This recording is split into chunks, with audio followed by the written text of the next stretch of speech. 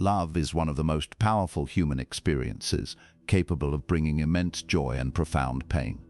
When we love someone deeply, our emotions become intertwined with theirs, making detachment seem impossible. Yet, there are times when emotional detachment becomes necessary for our own well-being, for personal growth, or simply because the relationship no longer serves us. The ancient philosophy of Stoicism offers timeless wisdom on how to navigate this difficult process with dignity, strength, and self-respect. Unlike modern advice that often focuses on suppressing emotions or cutting ties abruptly, Stoicism teaches us how to detach with wisdom, maintaining our inner peace while respecting both ourselves and the other person. In this exploration, we will examine 10 Stoic rules that guide us through the art of emotional detachment, helping us to love wisely, let go gracefully, and live with resilience. Rule 1. Accept what you cannot change. The first and most fundamental Stoic principle in detachment is acceptance. Epictetus, one of Stoicism's greatest teachers, stated, "Make the best use of what is in your power and take the rest as it happens." This means recognizing that while you cannot control another person's feelings, actions, or decisions, you can always control your own response.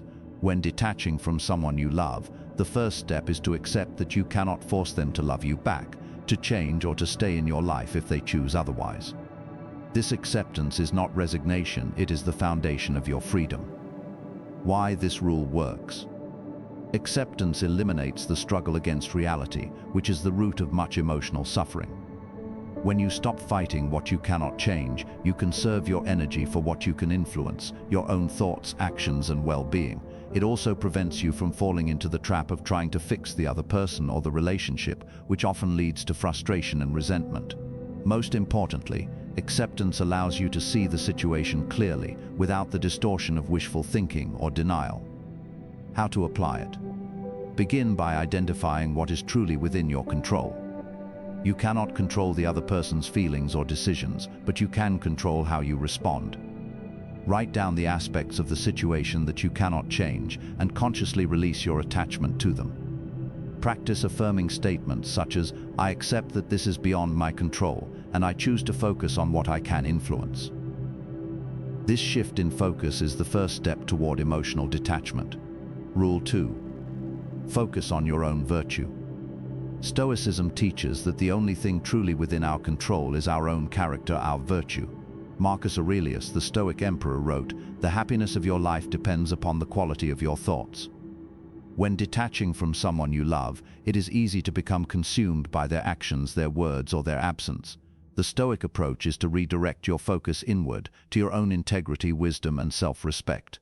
This does not mean ignoring your emotions, but rather ensuring that your actions align with your highest self, regardless of the other person's behavior. Why this rule works.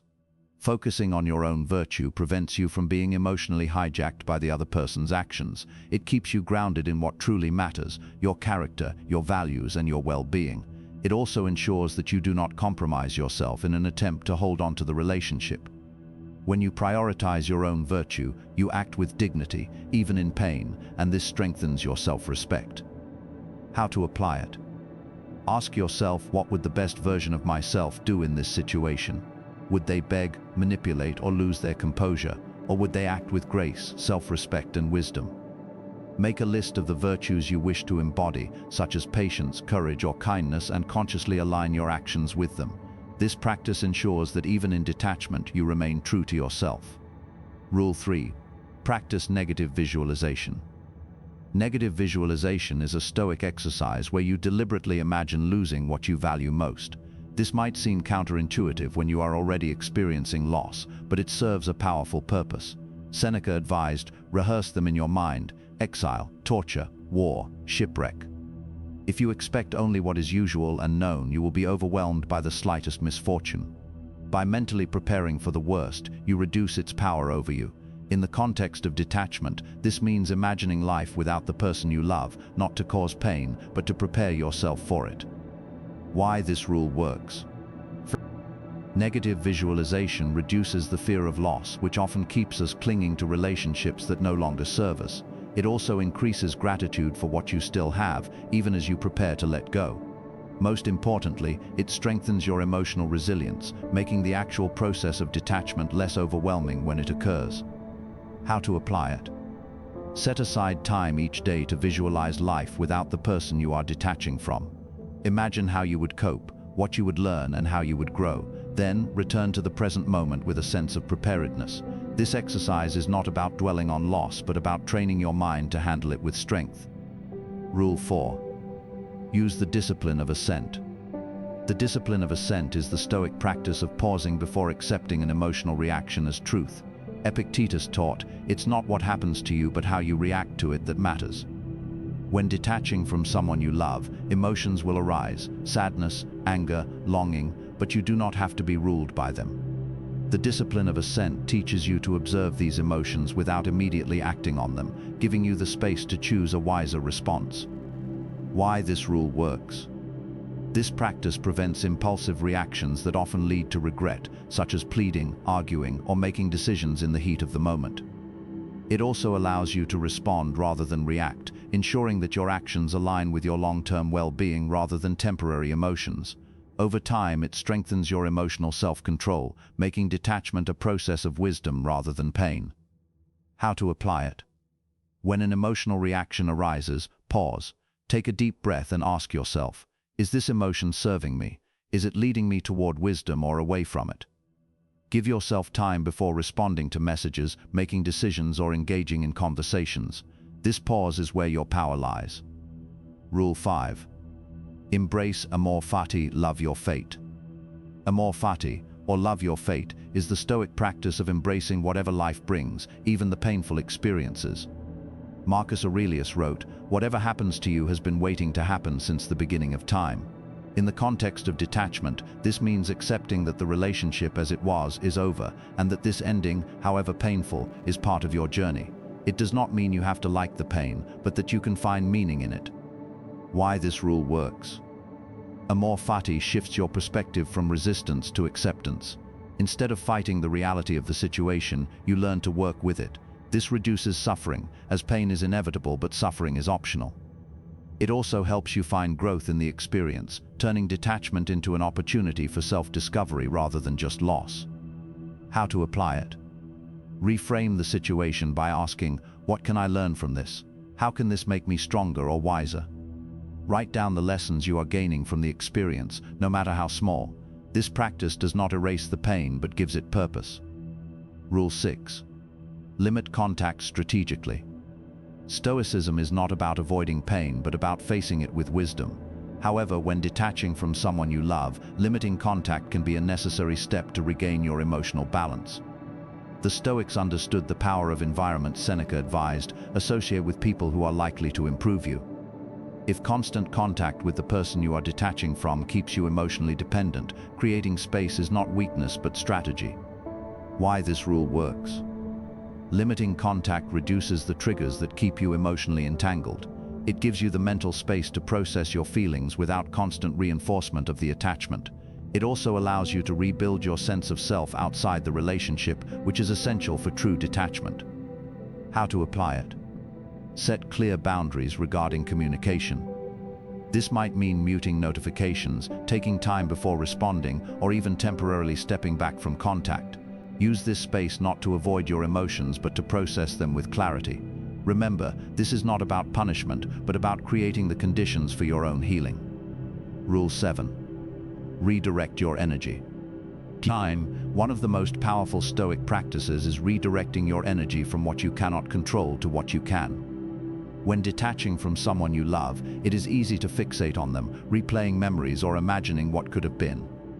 The Stoic alternative is to channel that energy into your own growth, goals, and well-being. Marcus Aurelius wrote, "Waste no more time arguing about what a good man should be one." Why this rule works? Redirecting your energy prevents you from falling into rumination, which prolongs emotional dependence. It also accelerates your healing by focusing on self-improvement rather than loss. Most importantly, it reinforces your sense of agency, your ability to shape your own life, regardless of external circumstances. How to apply it? Make a list of goals or projects you have been neglecting and commit to one. Whether it is fitness, a skill, or a passion, throw yourself into it. This is not about distraction but about reclaiming your power. The more you invest in yourself, the less you will feel defined by the relationship. Rule 8. Practice gratitude for the experience. Gratitude is a cornerstone of Stoic philosophy. Even in detachment, there is value in acknowledging what the relationship gave you rather than focusing solely on the loss. Epictetus taught, "He is a wise man who does not grieve for the things which he has not, but rejoices for those which he has." This does not mean denying your pain, but balancing it with appreciation for the good that existed. Why this rule works. Gratitude softens the bitterness that often accompanies detachment. It helps you see the relationship as a whole rather than just through the lens of its ending. It also makes the process of letting go more peaceful, as you are not erasing the past but honoring it while moving forward. How to apply it. Write down 3 things you are grateful for from the relationship. It could be lessons learned, memories cherished, or ways you grew. Revisit this list when you feel overwhelmed by loss. This practice does not negate your pain but gives it context. Rule 9. Use the view from above. The view from above is a Stoic meditation where you imagine observing your life from a cosmic perspective. Marcus Aurelius practiced this regularly, writing, "Look at the stars, and from their fixed stations, contemplate the constant changes of the elements below them." When detaching from someone you love, this practice helps you see the situation in its proper scale, not as a devastating loss, but as one experience in a vast life. Why this rule works. This exercise reduces the intensity of your emotions by putting them in perspective. It reminds you that while your pain is real, it is also temporary in the grand scheme of things. It also helps you detach from the drama of the situation, allowing you to respond with wisdom rather than reactivity. How to apply it. Spend a few minutes each day imagining yourself looking down at your life from space. See your situation as one small part of a much larger existence. Ask yourself, how significant will this feel in 5 years, in 10? This practice does not minimize your emotions but gives them proportion. Rule 10. Commit to self-sovereignty. The final Stoic rule in detachment is the commitment to self-sovereignty, the understanding that your worth, happiness and peace do not depend on another person. Epictetus wrote, "No man is free who is not master of himself." True detachment is not about cutting off love, but about reclaiming your independence, ensuring that your well-being is not contingent on someone else's presence or approval. Why this rule works. Self-sovereignty is the ultimate goal of detachment. It means you can love without losing yourself, care without being consumed, and let go without being diminished. It ensures that your happiness is not held hostage by another person's choices. This is the essence of Stoic freedom, the ability to stand firm in your own worth, regardless of external circumstances.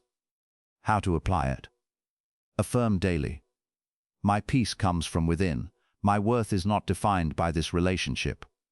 Engage in practices that reinforce your self-sufficiency, meditation, journaling, or solitary reflection.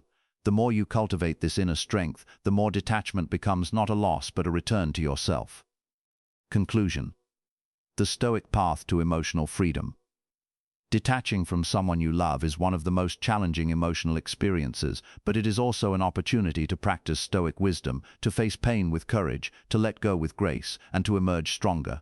These 10 rules, the acceptance of what you cannot change, the focus on your own virtue, negative visualization, the discipline of assent, Amor, Fati, limiting contact, redirecting energy, gratitude, the view from above, and self-sovereignty provide a roadmap for detachment that is neither cold nor reckless but wise and compassionate.